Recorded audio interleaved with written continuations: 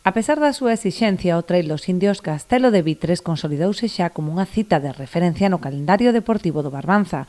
Boa probadilo é o número de participantes que nesta novena edición volveu bater récord chegando a 533 inscritos. Este ano pois batimos de novo o récord de inscripcións e vamos a xuntar 533 persoas nun dos eventos deportivos máis importantes agora mesmo neste concello de Boiro.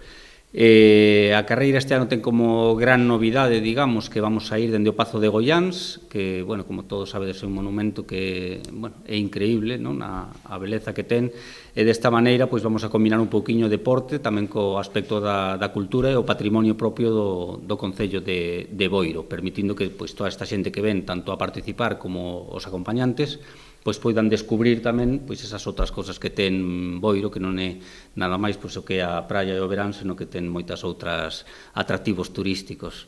A proba consta dun percorrido de dificultade media alta, polo que só os máis preparados conseguirán completar os 25 kilómetros. É unha proba sin dúda dura, porque é unha proba de montaña, por onde discurre, pois hai que estar evidentemente preparado físicamente. É moi bonita, non?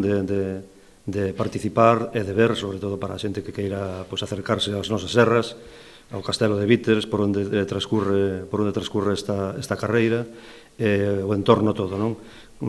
Este ano, pois, co valor añadido de que sae do Pazo de Goiáns. Pazo de Goiáns, pois, patrimonio cultural xa deste concello e histórico, non? Entonces, eu creo que lle vai dar aínda un plus añadido, como digo, de beleza a esta carreira.